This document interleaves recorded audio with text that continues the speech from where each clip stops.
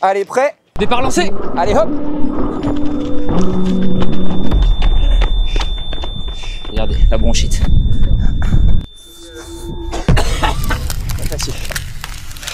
Dernière séance avant le 10 km et le semi-marathon de Lille. On se retrouve du coup aujourd'hui avec toute l'équipe qui va courir là-bas au Bois de Boulogne. Pour ceux qui font le 10 bornes, ça va être la classique. 8 x 1000 mètres, récupération 1 minute, allure 10 bornes. La bonne vieille dernière séance avant la course. Et pour ceux qui font le semi, ça va plutôt être un 3 x 3000. Et bah oui, comme on allonge un peu la distance. Et je dis même 3 x 3000, je crois qu'il y aura un 1000 mètres pour commencer, un 1000 mètres pour finir. Pour qu'ils en aient encore un peu plus. Donc on va aller faire ça tous ensemble. Il fait beau, les conditions sont top. L'air parisien est toujours un peu pollué, mais bon, ça on n'y peut rien malheureusement. Pensez à la planète. Et puis bah let's go. Cette séance de 8 x 1000, c'est un peu la séance rituelle que l'on place en fin de préparation 10 km. Le but, c'est de répéter une dernière fois l'allure visée le jour de la course afin de bien l'imprimer et si possible de se mettre en confiance. Bon, là, spoiler, ça va plus ou moins bien marcher. En tout cas, avant de démarrer cette séance, petit échauffement classique, footing d'une trentaine de minutes en endurance fondamentale. On fait bien attention à ne pas aller trop vite parce que ça sert à rien. Et on termine avec quelques gammes et étirements dynamiques avant de faire 2-3 accélérations. Et voilà, on est prêt pour attaquer avec le premier 1000 mètres. Je pense qu'ici c'est bien. Oui, c'est ça, ouais. C'est exactement regarde. ça. Le truc, c'est qu'en fait, 1 minute la récup du coup. Actif, il faut se lancer. Passif, Faut partir. Tu lances ton chrono. Allez, on va partir sur le premier là, départ au poteau. Allez, prêt? Départ lancé. Allez, hop. C'est une séance où le début est toujours agréable parce qu'on est sur une allure 10 km et donc c'est pas censé faire mal tout de suite. Et d'ailleurs, si vous ne savez pas trop sur quelle allure partir pour votre prochaine course et que vous courez avec une montre Coros, vous pouvez utiliser la fonctionnalité prédicteur de course de l'application qui se base sur vos entraînements récents et qui vous donnera une estimation du chrono que vous allez réaliser. Bon, moi en ce moment, il me donne une estimation à 1 minute au-dessus de mon record, donc bon, j'espère qu'il se trompe un peu quand même. Allez, Toujours est-il que là, on est en groupe et chacun s'est positionné en fonction du chrono qu'il souhaite réaliser aux 10 km. Pour ma part, ce serait de passer sous les 34 minutes, donc essayer de tourner chaque répétition de 1 km en moins de 3 minutes 23. Baptiste a le même objectif mais est parti un peu plus prudemment et on va voir que c'était peut-être la bonne stratégie à adopter. Pour ce qui est du parcours, on recommande de réaliser plutôt ce type de séance sur un parcours plat et bitumé pour se rapprocher au maximum des conditions de course et avoir des chronos assez précis. On peut aussi le faire sur piste, mais c'est un peu plus monotone, donc nous on a préféré faire le choix d'aller arpenter les longues lignes droites du Bois de Boulogne, qui sont en plus fermées à la circulation le week-end, donc top. Il y a juste un petit faux plat montant à un moment, mais globalement on est sur quelque chose d'assez idéal pour enchaîner les kilos à l'heure 10 bornes, et d'ailleurs ça démarre très bien. Il nous reste 20 secondes. La récupération est volontairement assez courte, 1 seule minute pour qu'on ne puisse pas tricher en allant trop vite. L'idée est un peu de simuler les sensations de course sur la fin de la séance, parce qu'avec une récup plus longue, tenir l'allure serait sans doute plus facile, mais on serait moins dans le vrai comparé au jour J. Il y a certes un équilibre à trouver car on ne veut pas non plus trop se fatiguer. On va dire qu'allonger la récup à 1 minute 30 serait possible, mais dans ce cas, les chronos des 1000 seraient un peu moins significatifs. Après, c'est à chacun de voir et d'ajuster en fonction aussi de la forme du moment. Ça fait combien? Voilà, on est à la moitié de la moitié. Plus de 500 mètres. Qu'à finir là. À ce moment-là, on est au 4e 1000 mètres de la séance. Et à force de vouloir faire les beaux devant la caméra, on a pris un départ trop lent. D'autant plus que dans ce sens-là, on a le faux plat montant plus prononcé et le vent de face. Ça va être compliqué. Et on va faire une erreur. C'est plutôt d'accélérer progressivement pour lisser l'allure, on va mettre une grosse accélération qui va laisser des traces. Allez les poulets, allez. C'est bon ça les gars, allez. Allez poulets. Faut plus que je parle en fait, ça me...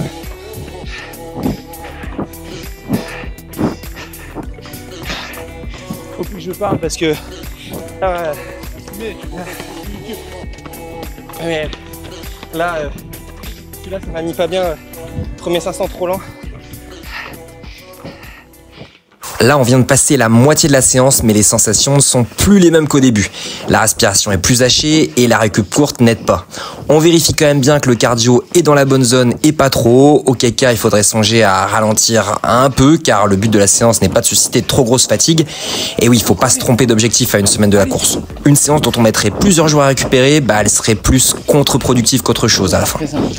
Alors évidemment, vous le remarquez avec les images, là on est complètement dans le « faites ce que je dis, pas ce que je fais ». fais, parce que je suis totalement en train de m'arracher pour rester dans le groupe et maintenir un chrono de 3,20 au kilo. C'est pas hyper intelligent, surtout dans une optique de faire monter la forme pour la course de Lille 8 jours après. Et d'ailleurs, en parlant de ça, pour bien calibrer votre entraînement et faire en sorte d'arriver en pic de forme pile au bon moment, la marque Coros a développé un algorithme vraiment très efficace qui calcule la charge de chacun de vos entraînements et vous indique votre niveau de forme. En gros, l'application va analyser le niveau de fatigue généré par chacune de vos séances, ce qui lui permettra de déterminer votre condition physique. Coros définit le niveau de forme en 6 catégories. Excessif, ça c'est si vous vous entraînez trop. Optimisé, ça signifie que votre entraînement est productif et augmente votre condition physique. Maintien, ça c'est quand la charge d'entraînement est modérée, en gros vous maintenez votre niveau de forme. Performance, qui indique une diminution de la charge sur quelques jours afin de préparer votre corps à fournir un effort physique important. Et enfin en baisse, bon ça c'est assez clair, c'est quand vous êtes en phase de coupure, vous entraînez plus, donc votre niveau de forme diminue. L'idée à l'approche d'une course est de passer progressivement de la zone optimisée à la zone performance. Pour ce faire, vous allez dans les jours qui précèdent l'échéance, passer dans une phase dite d'affûtage, où vous allez réduire l'intensité et le volume de kilomètres pour, comme le dit l'app Coros, être prêt à fournir un effort physique important. Checkez votre application et faites en sorte d'ajuster vos séances de telle manière à arriver en zone performance 1 à 2 jours avant la course. Non seulement nous, on a vu que c'était assez réel, mais en plus, ça met en confiance. Allez, on vous laisse maintenant sur la suite de la vidéo avec les derniers 1000 mètres. Bon, malheureusement, pendant la séance, c'est plus mon ego qui a parlé. Je ne voulais pas accepter que j'étais pas dans un grand jour et je suis allé jusqu'au rupteur. Là, on est sur le 7e, donc l'avant-dernier 1000 mètres de la séance et c'est très clairement un capot ouvert pour ma part pour aller chercher un 3,18 au 1000. On voit d'ailleurs que la récupération qui était active au début, là, elle se fait en marchant et elle donne aussi l'impression de passer de plus en plus vite. C'est simple, tu regardes la montre et il reste plus que 15 secondes. C'est assez fou ça. Bon, heureusement, c'est le dernier, donc on arrive au bout de nos peines. Il reste plus qu'à tout donner et terminer, bonsoir.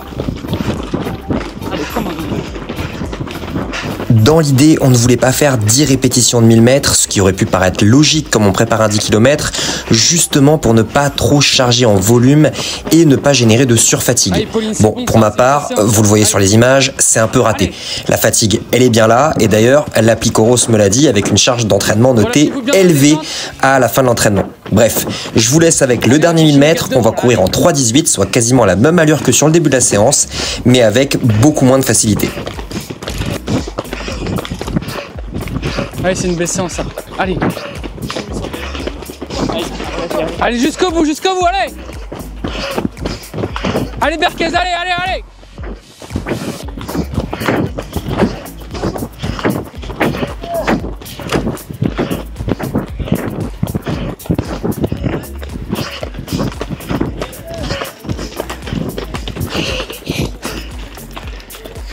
Bon, même si les sensations étaient plus dures que prévu, on peut quand même se consoler avec les chronos de la séance qui sont complètement dans l'objectif annoncé de moins de 3,23, puisqu'on est sur un 3,19 de moyenne sur les 8 répétitions.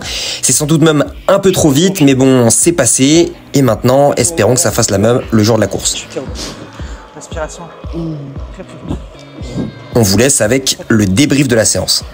Du coup, fin de séance, 8 x 1000. Là, on voit que ça crache un peu ses poumons à droite à gauche. On était bien, nous, dans les allures. Un petit groupe là, avec Vincent, avec Pauline aussi. 3,20, on était bien. Mais ah bah voilà, regardez, la bronchite. Bien filmé la bronchite. Attention. Ici, allô, Air Paris. Qualité de l'air très mauvaise. J'arrive pas trop en confiance. Comme vous voyez, petite bronchite chopée là en début de semaine, signe de forme. On espère qu'elle n'arrive pas un peu trop tard et que d'ici une semaine ça aura le temps de passer, parce que là aujourd'hui je me suis arraché pour être dans les allures, ce qui est pas forcément bon signe parce que je suis censé tenir une allure d'e-born, mais pas censé s'arracher pour le faire. Donc écoute, on verra la semaine prochaine. C'est important comme séance, mais si on était hyper bien aujourd'hui ou pas bien du tout, dites-vous pas que c'est pour ça que la semaine prochaine ou la semaine qui suit à la compète, vous allez être hyper bien ou dans le dur. On verra le résultat la semaine pro. Je dis pas que faut pas se fier à la séance, mais faut pas non plus, tu vois, si tu rates une séance ou si t'es un peu moins bien, on sait pas, il y a des jours avec, des jours sans. Et les champions du monde de l'entraînement, on en connaît beaucoup. Et c'est bien d'être facile sur une séance, mais ce qui compte, c'est le chrono à la fin quand même. Donc bon, voilà, j'énonce des banalités, mais fait jamais de mal de les entendre.